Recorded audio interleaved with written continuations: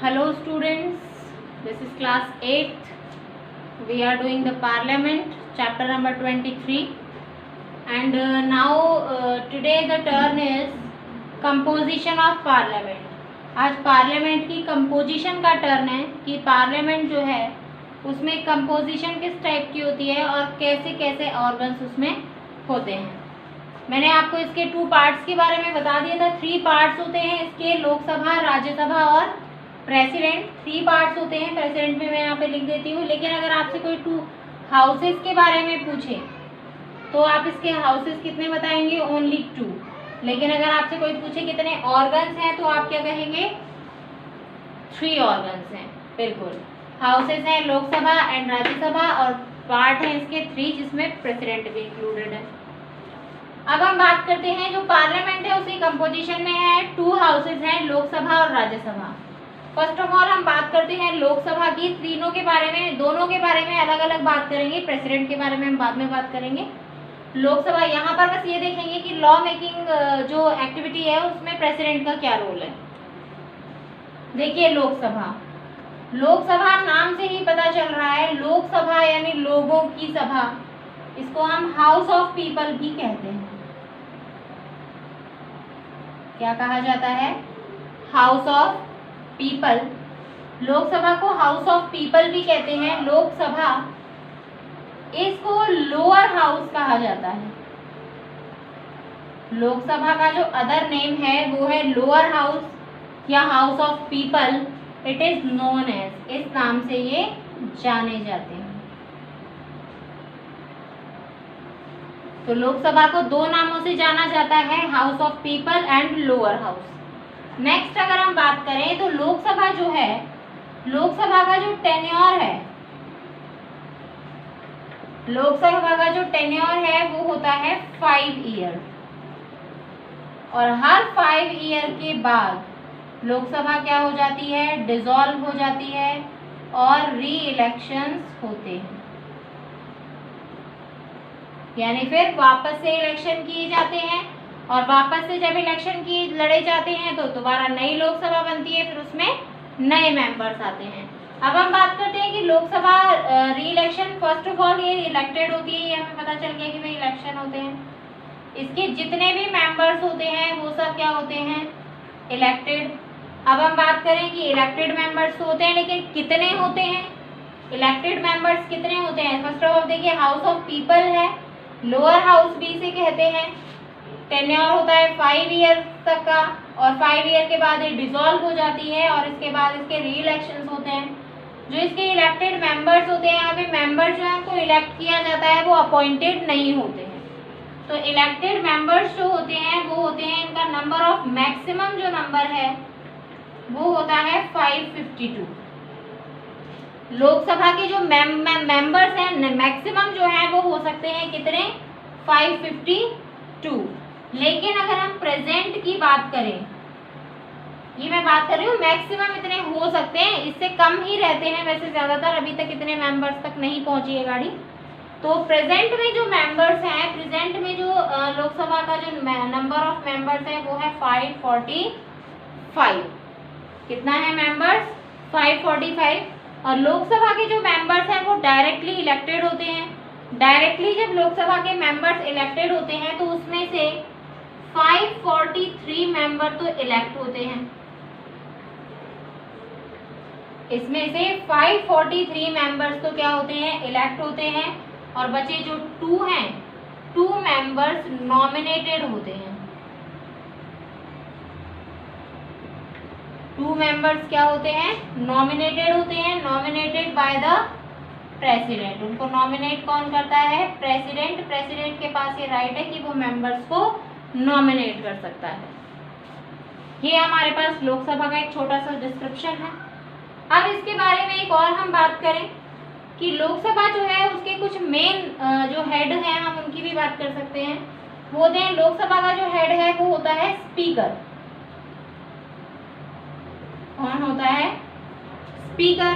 Speaker का क्या काम होता है? स्पीकर का इसमें काम होता है कि स्पीकर जो लोकसभा की जो भी बैठकें होती हैं, यानी जो लोकसभा की जितनी भी मीटिंग्स होती हैं, उन सब का हेड कौन बनता है, उन सब की अध्यक्षता, उन सब का हेड बनता है कौन, स्पीकर बनता है। इस समय लोकसभा के जो स्पीकर हैं वो हमारे राजस्थान से ही हैं, ओम बिरला। आपने न्यूज़पेपर में पढ़ा होगा इसके बारे में, ये क्वेश्चन आ जाता है कई बार एग्जाम में, हो सकता है मैं भी आपको दे दूं एग्जाम में, ये करंट क्वेश्चन है। क्योंकि स्पीकर है हमारे कौन इस समय, ओम बिरला।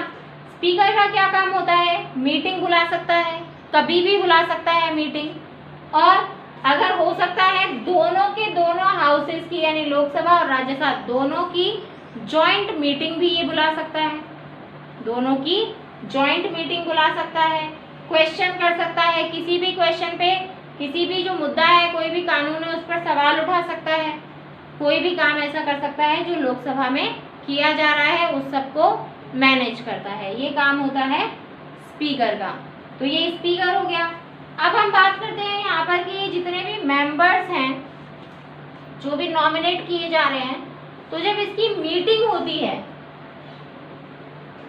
तो जब मेंबर्स की मीटिंग होती है तो कितने % लोगों की प्रेजेंट जो है वो जरूरी है, कितने % जो मेंबर्स हैं उनकी प्रेजेंस यहाँ पर जरूरी है, वो नंबर ऑफ है 10% या फिर 1/10, यानी 1/10% या 1/10 जो पार्ट है मेंबर्स का। जैसे मान लो यहाँ पे 545 है तो इसका 1/10 पार्ट मतलब कि 54, मतलब 55 से 60 के बीच में यहाँ पर एक मीटिंग में इतने प्रेजेंट होने चाहिए, तभी एक मीटिंग हो पाएगी, अदरवाइज मीटिंग नहीं हो पाएगी।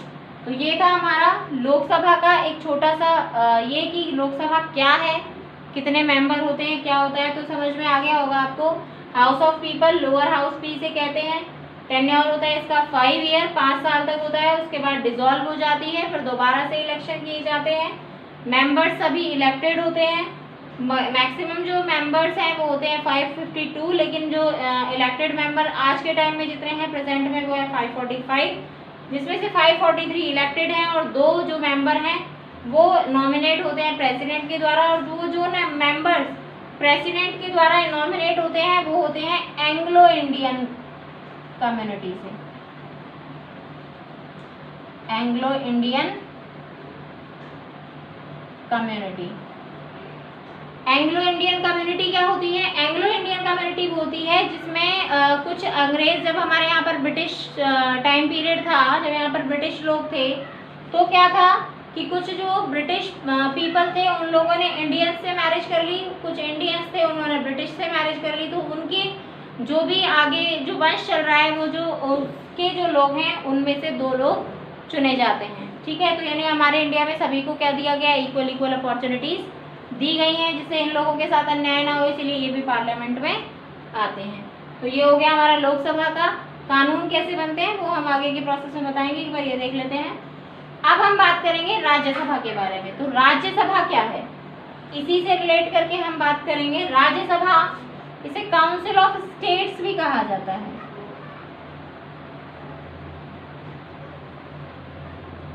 राज्यसभा को क्या कहा जाता है, काउंसिल ऑफ स्टेट्स भी कहा जाता है। और काउंसिल ऑफ स्टेट्स से क्यों कहा जाता है, क्योंकि ये स्टेट्स की सभा होती है, यानी कि यहाँ पर ये तो रिप्रेजेंट करता है लोगों को, पीपल को, और राज्यसभा रिप्रेजेंट करती है स्टेट्स को, इसीलिए इसे क्या कहा जाता है, काउंसिल ऑफ स्टेट्स कहा जाता है। और इसे कहा जाता है अपर हाउस। क्या कहा जाता है इसको, अपर हाउस कहा जाता है। इसका जो टेन्योर है वो होता है 6 ईयर। 6 ईयर इसका टेन्योर होता है, इसके मेंबर्स जो हैं वो 6 ईयर तक इसमें रहते हैं, उसके बाद रिटायर हो जाते हैं। नेक्स्ट एक टॉपिक है इसका कि ये कभी भी डिसॉल्व नहीं होती, इसके बारे में भी पढ़ेंगे डिटेल से थोड़ा। ये कभी भी डिसॉल्व नहीं होती, हमेशा बनी रहती है अपने एग्जिस्टेंस में। इसके जो मेंबर्स हैं, नंबर ऑफ मेंबर्स कितने होते हैं, नंबर ऑफ मेंबर जो हैं वो होते हैं अप्रॉक्सीमेटली 250, अप्रॉक्सीमेट फिक्स्ड है 250 होते हैं मैक्सिमम, और आज के प्रेजेंट टाइम में भी 250 ही हैं। क्या ये सारे ही मेंबर्स क्या होते हैं, इलेक्टेड होते हैं? नहीं, इसमें से इलेक्टेड जो मेंबर्स हैं वो होते हैं 238।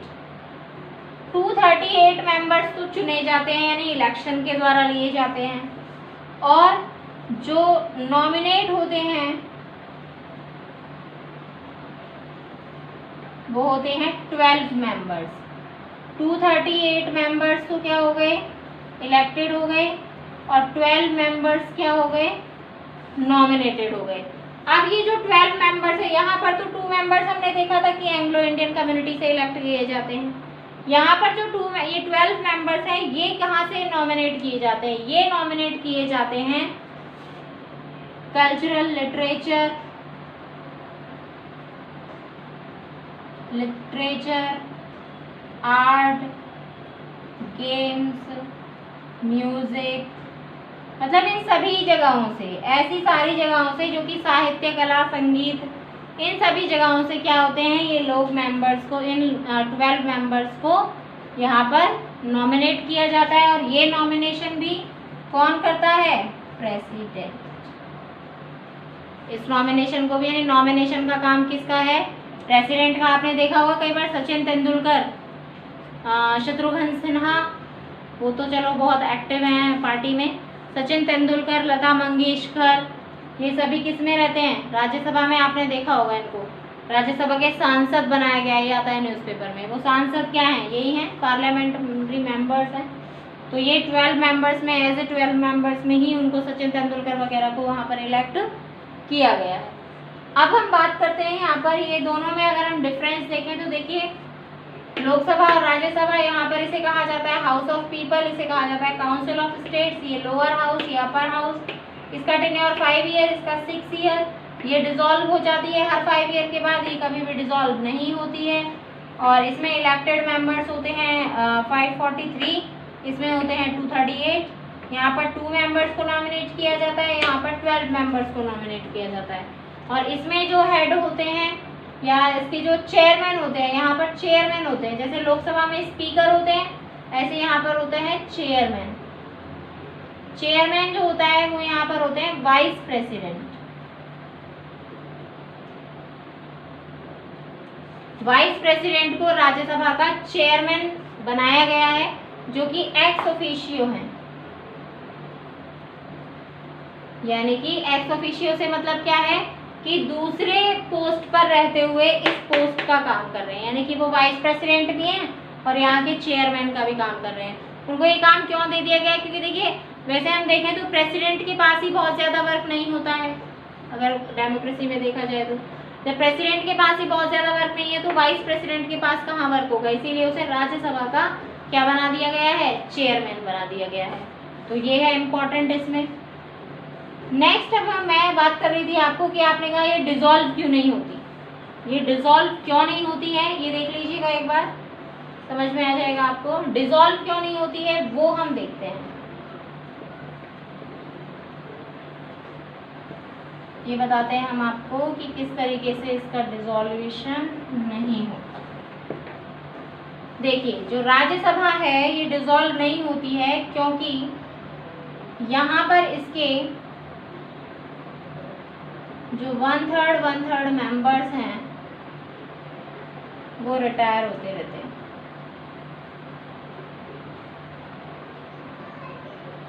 देखिए, इसके 1/3 मेंबर्स जो है वो हर 2 साल बाद रिटायर हो जाते हैं। जैसे मान लो यहाँ पर 1/3 मेंबर रिटायर हो रहे हैं, मान लीजिए यहाँ पर 243 मेंबर्स हैं। तो 243 जो मेंबर्स हैं इसमें से 1/3, ये मान लीजिए मैं बात कर रही हूँ 2013 की,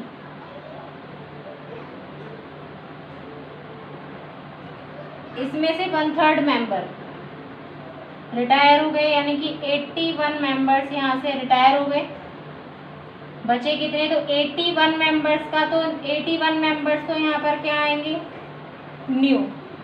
अब जो 2014 की जो लोकसभा में जाएंगे 2 ईयर बाद, 2013 में ये 81 न्यू हो गए, अब 2015 में जो है हर 2 साल बाद होते हैं, आफ्टर एवरी 2 ईयर, हर 2 साल बाद। तो इसमें से 81 में माइनस करूँ तो कितना आएगा?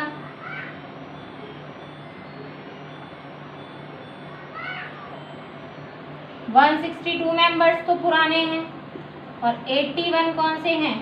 न्यू। ये मेंबर्स चल रहे हैं हमारे साथ, 162 तो पुराने और 81 न्यू।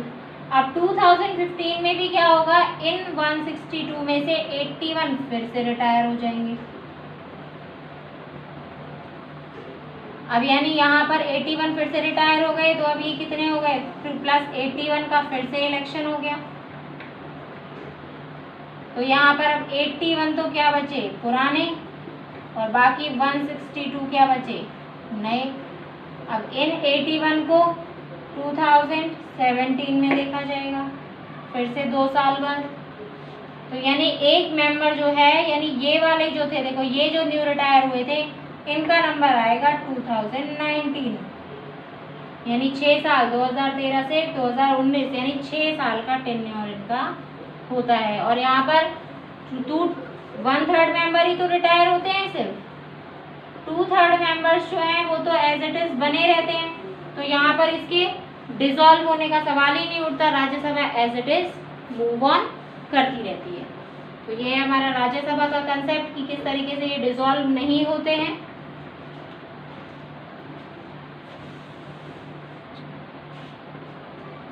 अब नेक्स्ट अगर हम बात करें कि लोकसभा और राज्यसभा, इसमें लोअर हाउस इन दोनों में से ज्यादा पावरफुल कौन है?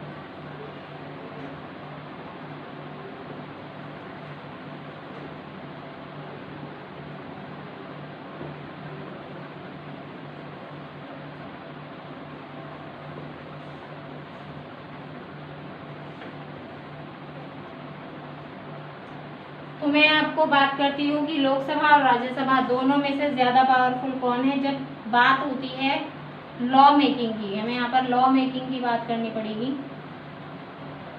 कानून बना रहे हैं हम, लॉ मेकिंग चल रही है। तो कानून बनाते समय क्या होता है कि लोकसभा एक बिल को, लोकसभा ने एक कानून बनाया। जब भी लॉ बनता है उससे पहले, जब तक वो पास नहीं हुआ है उससे पहले उसको हम क्या कहते हैं? बिल कहते हैं। जब तक वो पास नहीं होता उसे हम क्या नाम देते हैं? बिल का नाम देते हैं।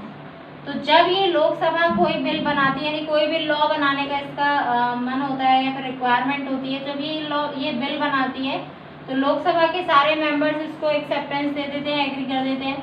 तो जब ये बिल बनाती है तो ये अपना बिल पास करने के लिए किसके पास भेजती है? इसको पास करने के लिए ये भेजती है राज्यसभा के पास। अब राज्यसभा इस बिल को चेक करती है, इसको जांचती है, परखती है, देखती है कि इस बिल में क्या है क्या नहीं है।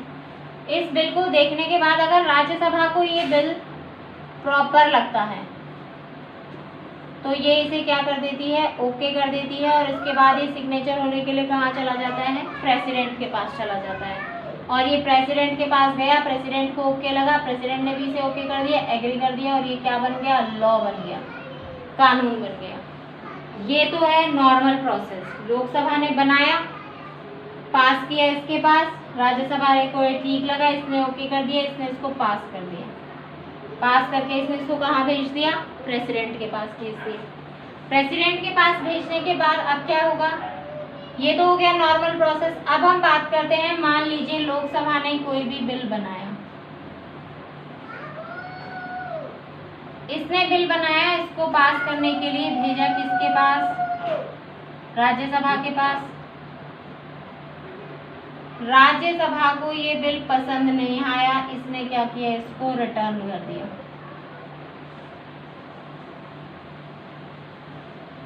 इसने इसको वापस लोकसभा को रिटर्न कर दिया। इसने कहा इसको चेक बैक करो, रिटर्न कर दिया इसने। तो लोकसभा ने कहा, दोबारा से चेक किया, ठीक है। अगर इसको लगा कि राज्यसभा सही कह रही है तो इसने उसमें कुछ चेंजेस कर दिए, कुछ अमेंडमेंट कर दिए और इसको वापस से यहाँ पास होने के लिए भेजा। उसने पास कर दिया, वापस वो प्रेसिडेंट के पास चला गया, ठीक है। लेकिन अगर लोकसभा चाहे तो ये चेंजेस करेगी और अगर ना चाहे तो इन चेंजेस को नहीं करेगी। इन चेंजेस के किए बिना ही लोकसभा दोबारा से इसे यहाँ भेज देती है, तो इसे मजबूरी में आके ज़्यादा से ज़्यादा वो राज्यसभा जो है वो इस बिल को 6 मंथ के लिए डिले कर सकती है। कितने मंथ के लिए? 6 मंथ के लिए डिले कर सकती है। 6 मंथ के डिले करने के बाद भी अगर राज्यसभा इसे साइन नहीं करती तो लोकसभा डायरेक्ट ये बिल किसके पास भेज देती है? प्रेसिडेंट के पास भेज देती है और प्रेसिडेंट को इस पर साइन करना ही होता है। अगर ये 6 मंथ डिले कर सकती है, सिर्फ राज्यसभा के पास सिर्फ इतनी ही पावर है कि ये इसे डिले कर सकती है। ये तो रही बात ऑर्डिनरी बिल की। लेकिन अगर हम बात करें किसकी? मनी बिल की। हम बात करें अगर मनी बिल की, तो मनी बिल को कितना कर सकते हैं? मनी बिल को ये डिले कर सकती है ओनली 14 डेज। मनी बिल को ओनली कितने दिन तक डिले किया जा सकता है? Only 14 days. अगर 14 डेज के बाद भी अगर राज्यसभा इसको पास नहीं करती है तो इसको क्या कर दिया जाता है? वापस से इसके पास भेज देती है। अगर तो इसे दोबारा से यहाँ भेज देती है डायरेक्ट प्रेसिडेंट के पास। प्रेसिडेंट इसको सिग्नेचर कर देता है और ये लॉ बन जाता है। तो ये प्रोसेस देखने के बाद, इस प्रोसेस को देखने के बाद हमें क्या पता चलता है कि जो लोकसभा है वो राज्यसभा से ज़्यादा पावरफुल है। कैसे है ज़्यादा पावरफुल? कि अगर लोकसभा चाहे तो किसी भी बिल को पास करवा सकती है। और ये जो बिल होते हैं ये कब पास होते हैं? जब इनका सेशन चल रहा हो। ये बहुत ध्यान रखने वाली बात है। इनका सेशन चल रहा हो लोकसभा और राज्यसभा का, तभी बिल बनाए जाते हैं, कानून बनाए जाते हैं जब इनका सेशन चल रहा हो। लोकसभा और राज्यसभा दोनों की जो सेशन है ये चल रहे होंगे तो ही बिल बनेगा। अगर सेशन नहीं चल रहे हैं तो ये कानूनी कार्रवाई वगैरह ये सब कुछ नहीं हो सकती है। सेशन क्या होता है? सेशन होता है कि इनकी बैठकें, यानी इन दोनों की जॉइंट मीटिंग्स कह सकते हैं उसको हम। तो ये जो सेशन है ये 3 सेशन होते हैं हमारे यहाँ पर। किन्हीं भी 2 सेशन में, एक रूल है ये हमारा कि किन्हीं भी 2 सेशन में 6 मंथ से ज़्यादा का गैप नहीं होना चाहिए। 6 मंथ से ज़्यादा का गैप नहीं होना चाहिए। तो इसीलिए हमने 3 सेशन रखे हैं। एक तो हमारा विंटर सेशन,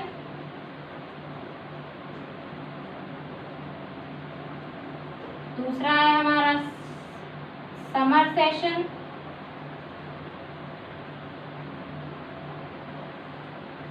तीसरा है हमारा मॉनसून सेशन।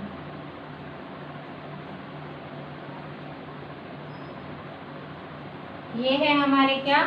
3 सेशन। तो तीनों सेशंस में 6 मंथ से ज़्यादा डिले नहीं होता है। हर 2 to 4 मंथ ये सेशन चलते हैं।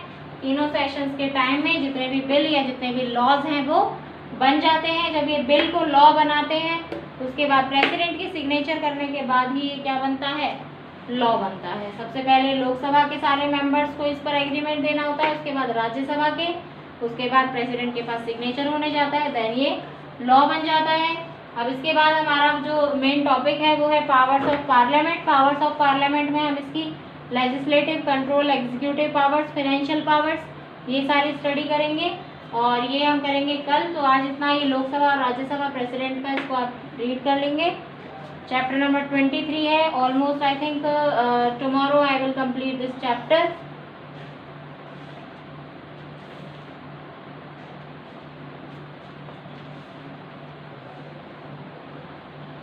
So thank you. Have a nice day.